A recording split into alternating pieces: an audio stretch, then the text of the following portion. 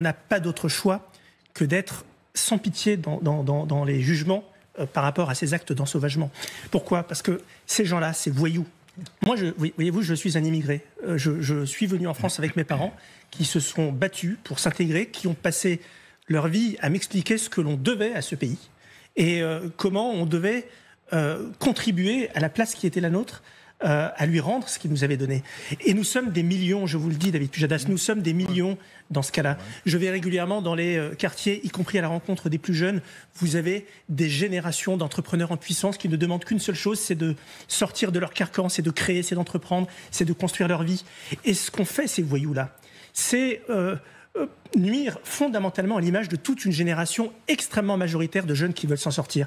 Elle décrédibilise tous les jeunes qui sont issus de l'immigration noirs, arabes, musulmans, peu importe, qui sont animés par un idéal de vie en commun.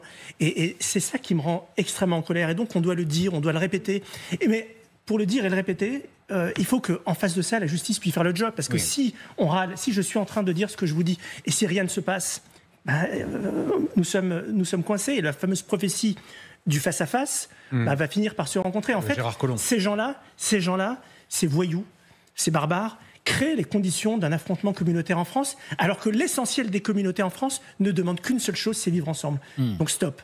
Bravo. Vous associez juste un peu de temps, Rafik. En même temps, beaucoup vont vous dire, mais pourquoi nous, on serait obligés de se justifier ? Pourquoi Rafik Smati serait obligé de se justifier et de dire non, moi, je condamne ça mais parce que vos parents sont arrivés de je ne sais quel pays d'ailleurs. D'Algérie. Mais vous savez, moi, je ne me suis jamais comporté comme un immigré en France. Jamais.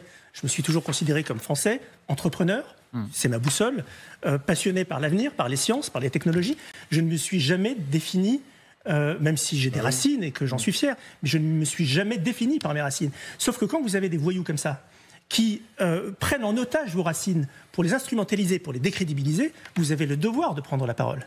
Et moi, ce qui m'exaspère au plus haut point dans la classe politique, c'est que vous avez aujourd'hui les seuls dans la classe politique qui parlent à ces gens-là, c'est la France insoumise. La France insoumise qui les instrumentalise, qui les méprise, mais qui a décidé d'en faire une clientèle électorale.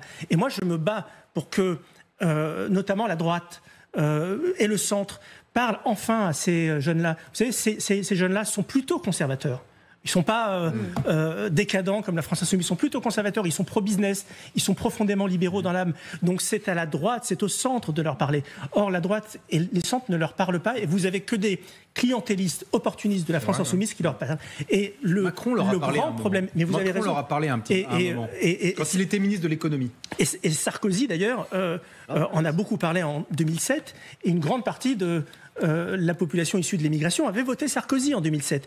Donc fondamentalement, c'est à la droite, c'est au centre, c'est aux libéraux de parler à ces jeunes-là. Sans quoi, nous irons dans le mur. Merci beaucoup.